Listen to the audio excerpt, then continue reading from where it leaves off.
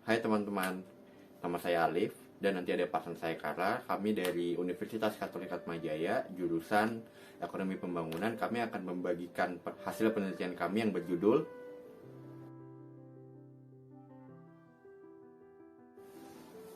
bercermin dari negara kami yang ketahanan pangannya belum tercapai secara lengkap, seperti misalnya di daerah seperti Papua, dan korupsinya yang sangat merajalela membuat topik ini sangat menarik untuk diteliti dan dicari hubungannya.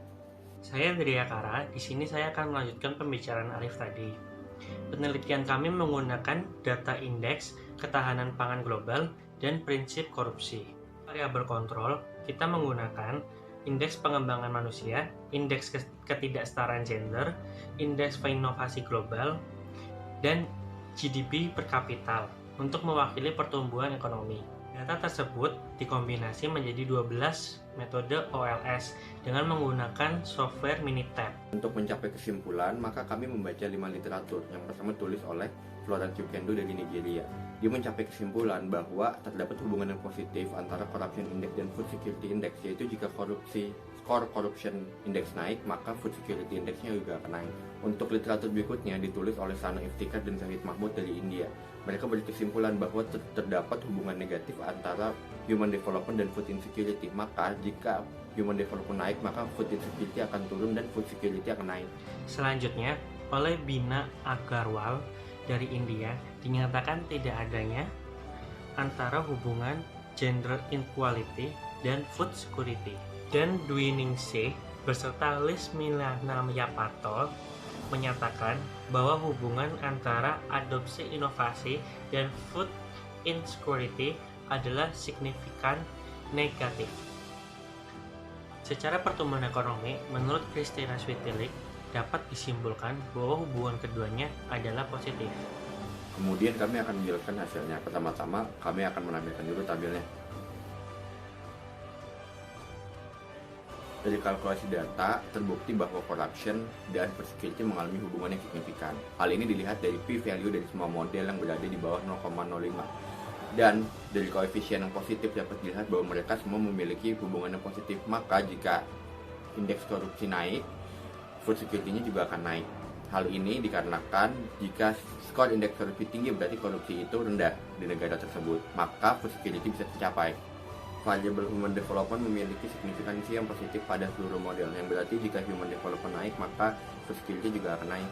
Tetapi model 6 ketika digabung dengan gender inequality dan korupsi, koefisiennya sangat tinggi, yang berarti ketika faktor tersebut diambil menjadi konsiderasi, human development dapat semakin berpengaruh terhadap food security. Dapat dibuktikan bahwa gender inequality tidak dapat mempengaruhi food security.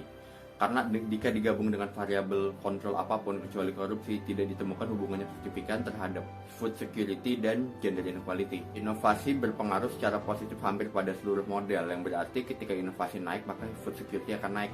Akan tetapi di model 7, ketika kita mengkonsiderasikan human development, inovasi akan memiliki p-value yang sangat tinggi membuatnya tidak signifikan terhadap food security.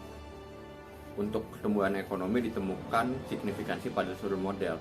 Signifikansi yang positif ini berarti jika pertumbuhan ekonomi terjadi, maka food security juga akan meningkat. Hal ini membuktikan penelitian terdahulu oleh Christina Switilik yang mengatakan bahwa jika GDP per kapita naik, maka food security juga akan naik.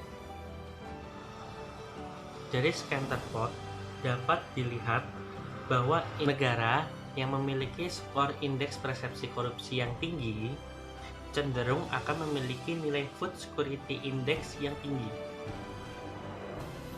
Dari penelitian kami dapat memberi kesimpulan bahwa korupsi dan food security sangat berhubungan secara positif. Dan patut diingat juga, human development, inovasi, dan pertumbuhan ekonomi juga berpengaruh dan patut diperhatikan untuk menumbuhkan food security. Namun, gender inequality terbukti tidak berhubungan dengan food security. Maka dari itu, untuk meningkatkan ketahanan pangan, disarankan kepada pemerintah untuk menuntaskan atau memberantas korupsi dan membuat kebijakan untuk meningkatkan pengembangan manusia, inovasi, dan ekonomi. Namun, penelitian kami memiliki limitasi, yaitu Corruption Perception Index yang tidak dapat mengukur korupsi secara tepat karena sifat korupsi yang rahasia. Sekian penjelasan dari kita, hasil penelitian kita, kami mengucapkan terima kasih.